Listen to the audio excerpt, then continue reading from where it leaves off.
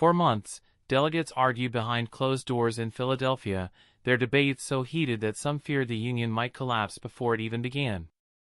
The Constitution we know today was not written in a single moment. It emerged from compromise, conflict, and uncertainty. Beneath the words of liberty and justice lies a story of personal ambition, political rivalry, and daring choices that shaped the United States forever. The summer of 1787 was unlike any America had seen. The nation was young, fragile, and deeply divided. The Articles of Confederation, the first governing framework, had proven inadequate. States acted independently, finances were in disarray, and foreign powers questioned whether this fledgling nation could survive. A stronger system was urgently needed, but what form it should take, and who should wield its power, remained fiercely contested. Delegates arrived in Philadelphia from 12 states, each carrying the interests and anxieties of their constituents. They were wealthy men, lawyers, landowners, and visionaries, but also deeply human, prone to pride, fear, and stubbornness. Some sought to preserve state sovereignty, others pushed for a strong centralized government. Every clause of the Constitution was debated not just for policy, but for philosophy. How much freedom could coexist with order? How could a government be strong enough to govern yet limited enough to protect liberty? The debates were intense. Slavery, representation, taxation, and commerce sparked arguments that threatened to derail the entire convention. Southern and northern states clashed over the counting of enslaved people, while larger states demanded proportional representation, leaving smaller states anxious about losing influence. In every compromise, a delicate balance had to be struck, often leaving some ideals unfulfilled in order to save the whole experiment. James Madison, often called the father of the Constitution, meticulously documented the discussions. His notes reveal not only the procedural details, but the human drama, tempers flaring, alliances forming and breaking, moments of despair, and flashes of inspiration. Madison and his fellow delegates understood that history was watching, and that failure could mean the end of the nation itself. The process was deliberately secretive.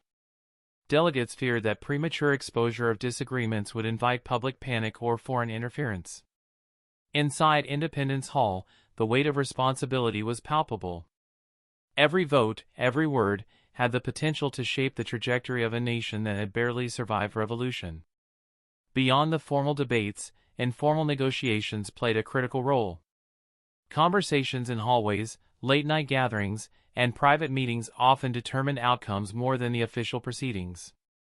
Compromise was essential, not just politically, but practically. The Constitution had to be acceptable to enough states to ensure ratification, or it would remain a beautiful theory with no power to govern. Ideas from history, philosophy, and other nations were constantly referenced. The delegates studied the Roman Republic, British law, and Enlightenment thought. They borrowed, adapted, and innovated, seeking a structure that could endure.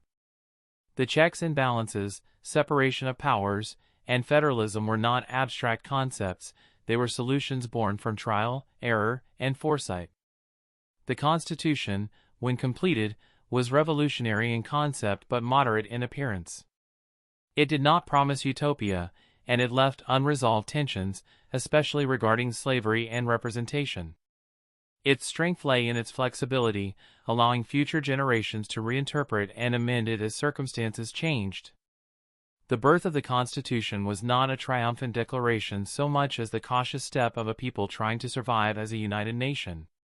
What emerged from Philadelphia was a framework that balanced ideals and pragmatism, conflict and compromise, a living document designed to endure.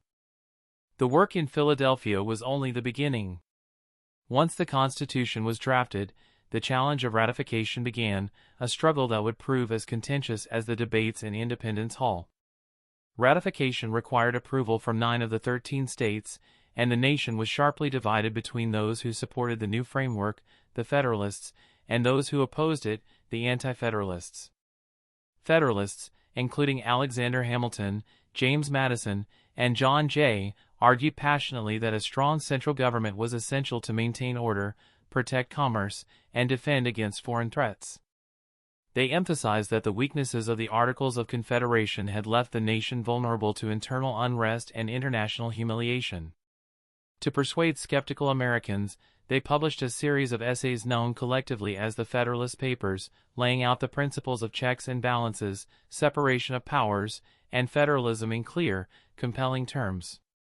Meanwhile, the Anti-Federalists warned that the new government concentrated too much power in the hands of a distant central authority. They feared that individual liberties, states' rights, and local governance would be undermined. Their opposition was vocal and strategic, spreading pamphlets and essays across the states, questioning whether the Constitution truly protected the people or merely replaced one form of tyranny with another. The debate was intense and public.